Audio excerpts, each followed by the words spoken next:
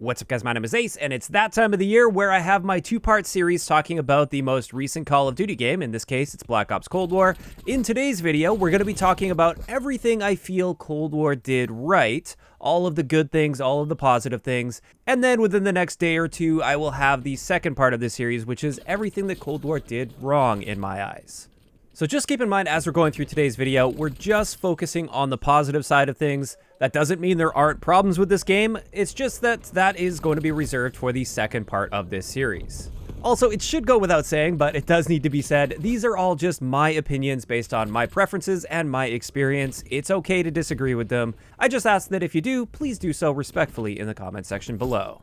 And diving right in, I gotta tell you guys right up front, when it comes to the positive sides of Cold War, it's got an excellent gameplay foundation for multiplayer. I know this may not be a popular opinion. Cold War did receive quite a bit of backlash and hate throughout the year, but something I've said from the beginning, and I stand behind to this day, the foundational elements of the gameplay, the pacing, the flow, the general mechanics are solid in my opinion. That's not to say there aren't any issues at all. I will be discussing those in the second part of this series. But if we're just looking at the core foundational gameplay elements, I think Cold War did a great job in this area. And let's break this down a little bit and get into more of the details that make up this gameplay design. The first big thing is the map design.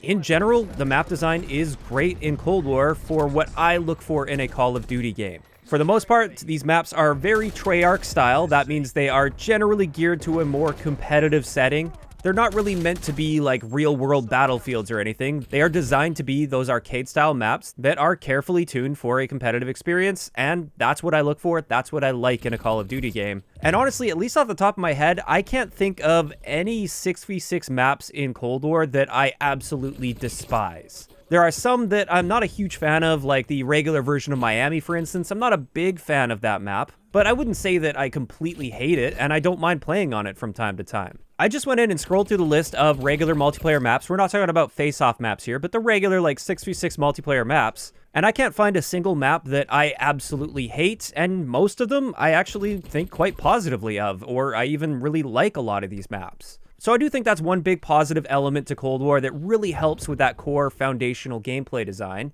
is the maps that we're playing on are great, and maps are very important. Now, something that goes hand in hand with map design, this is spawn design. And for me, my favorite game mode that I play the vast majority of the time is Domination, and I think the spawns in Domination are about as good as they get for Call of Duty. Obviously, there will be exceptions to this. There's always going to be some bad spawns that appear in COD, but I'm looking at the rule, not the exception. And over the course of the year with Domination, I would say generally the spawns have been great. They're nice and predictable, but not extremely exploitable in my experience in Domination, and I think that's great for the core fundamental gameplay design. Now, I will say that I can't speak too much on the other game modes because I just don't play them as much. I do think in the team deathmatch style modes, maybe the spawns are a bit too flippy, so I do find if I ever do play those modes, I often feel like I'm running back and forth on the map consistently. And then I remember early on in the game's life cycle, the hardpoint spawns were super rough, and I don't know if they've done much to improve those because, like I said, I mainly just stick to Domination. But in my preferred game mode, at least, the spawn design is great in my opinion. Next up, we do have time to kill, and this is also going to be a section in the what they did wrong video because there are some issues with their time to kill. But in general, if we're just looking at the average guns that people are using, the regular full auto weapons and everything, the non-one-shot kill weapons, I really enjoy the slightly slower time to kill of this game. Now, that doesn't mean I hate the faster time to kill that most other Call of Duty games have. I just think it's kind of refreshing to have a game that is a little bit more heavily reliant on gun skill, and I think it does feel a bit more rewarding to be getting kills in this game with your regular full auto guns. This slightly slower time to kill really helps combat campers as well. It really cut down on that because a lot of campers, the reason they camp is they don't really have the gun skill to back it up. And therefore, if someone does catch you off guard, if they're sitting in a corner and they have terrible gun skill, oftentimes you can use your evasion and your accuracy and your tracking in order to simply outplay that person. Whereas if the time to kill was super fast, there would be no time to even react to that enemy player shooting you. So in some ways, at least, the slower time to kill is a big positive, and I really enjoyed that with Cold War. But it does have its issues, and we will be talking about those in the second part of this series.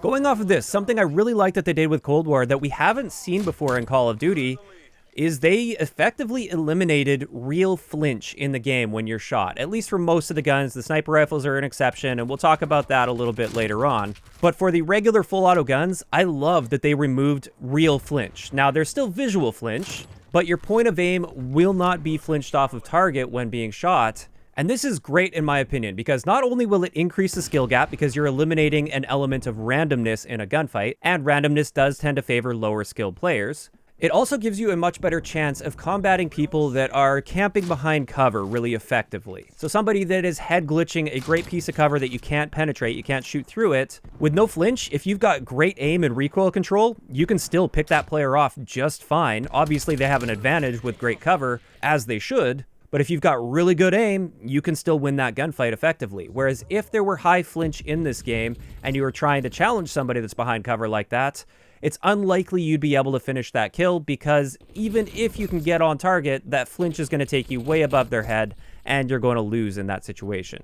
So in general, having no flinch, at least on the guns that can't get a one-shot kill, I think was a great move for Cold War. Now finally, when we're talking about those gameplay fundamentals and how I feel Cold War did a good job with this, something I really like that they brought back in Cold War compared to the previous year of Call of Duty with Modern Warfare is a perk that gives you quieter footsteps. And this is an always-on sort of a perk. It's not a limited time thing that you earn just for short spurts, but an actual perk with Ninja. This is something that has been a staple of the Call of Duty franchise for well over a decade, and it's extremely important to the pacing and the flow of the gameplay. For those players that want to be aggressive and want to rush, if they have super loud footsteps and no ability to dampen those, they're going to be essentially forced to slow down their gameplay, which leads to a slower paced game where people are crouch walking around instead of actually running around and getting kills, which is what Call of Duty has always really been about.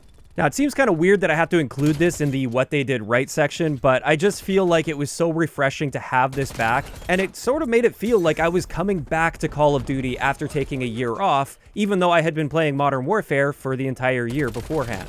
To me, Black Ops Cold War's multiplayer at its core is far more like Call of Duty than Modern Warfare 2019 will ever be. And if we're looking at the foundational gameplay elements, I would actually say this game is quite comparable to my favorite Call of Duty game of all time, which is Black Ops 2. Now, unfortunately, in part 2 of this series, you're going to see why I didn't like this as much as Black Ops 2, nowhere even close. But if we just focus on the core gameplay design, I really feel like Treyarch did an excellent job with Cold War. So those are the areas that relate to the core gameplay experience, but there is more I want to talk about in this video, of course, that's outside of gameplay, or at least outside of the fundamental, core elements of the gameplay. And one of these things that I love that they did this year, even though it might not have been the most amazing for my channel, this is the fact that they included real weapon stats in the game. So not only could you see exactly how much damage your gun was dealing and exactly what the rate of fire was and everything, you could also see exactly what happened when you put a certain attachment on. You could see how much it hurt your aim down sight time or helped your aim down sight time. And that really allowed you to make informed decisions on the fly a lot more effectively than previous years where we had those stat bars that are often misleading and sometimes just don't mean anything. So this is a huge step in the right direction, and I'm glad to see it looks like Vanguard is going to be following suit with this. Next up, for the first time ever, we got an FOV slider for console, which was amazing to see. This has been a long time coming for the console version of the game, and especially with crossplay in the game, it's really nice to see consistent settings when it comes to actual gameplay, and not just performance of the game, but the actual gameplay elements. It was nice to see that we had a level playing field when it came to that, and I honestly never felt like I was at a disadvantage, or at least not a severe disadvantage, on console playing against PC players. After that, I've got to give credit where credit's due. They have a very fair monetization system in Cold War, in my opinion. Now, some of the bundles were pretty pricey, and I can understand some complaints and issues with that, but at the end of the day, all of those bundles are purely cosmetic, and I never really felt like I was missing out if I didn't buy those bundles. I never felt like I had to spend money on this game in order to keep up. And this is great to see, especially for Treyarch, because Treyarch has traditionally been the worst out of the studios when it comes to their post-launch monetization. Even with Black Ops 4, which started out in an okay state for monetization toward the end of its life cycle, but before Modern Warfare launched, they were terrible. It was basically gamble to win at that point. They had some extremely powerful weapons that they put in the game, and they were locked behind a luck wall, like you had to get lucky in a reserve crate or essentially a supply drop. And this time around with Cold War, we didn't have to deal with any of that nonsense. All gameplay-altering content was completely free and easy to obtain for anyone. Even after the seasons, they had very reasonable challenges to unlock them. And on top of this, there was no season pass, no map packs that you had to buy. All of the maps and content was free for everyone throughout the entire year. And while this isn't the first year that we've seen this for Call of Duty, Modern Warfare did basically the same thing. I still feel like this needs to be mentioned and credit should be given here. They were very fair with their monetization this time around.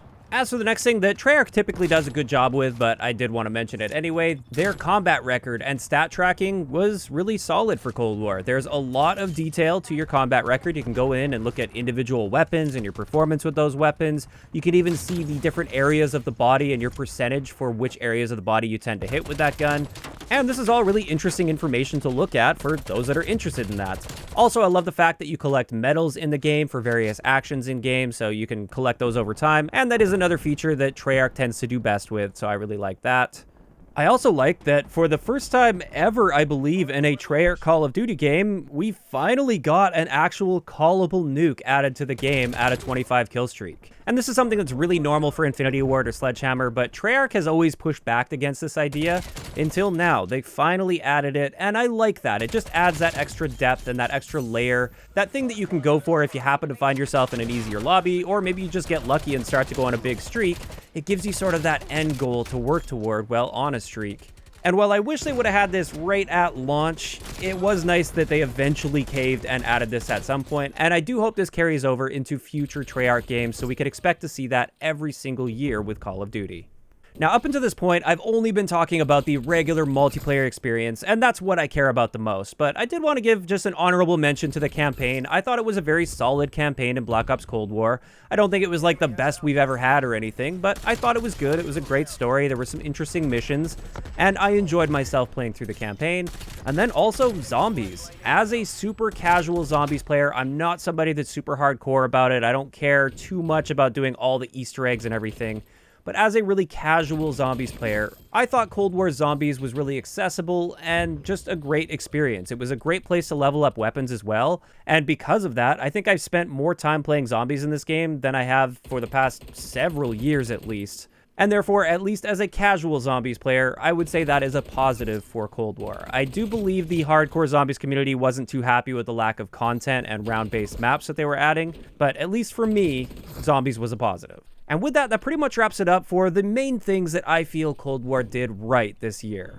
Generally speaking, I enjoy this Call of Duty game. I feel that at its core, at least, the gameplay is quite solid and enjoyable. And even though I didn't create a ton of YouTube content on it throughout the entire year, that was primarily just due to the fact that it didn't do well on YouTube. I was still playing it behind the scenes, I was still streaming it a bunch. It just didn't do well on YouTube, and therefore, that's why I wasn't covering it as much as I would have liked to.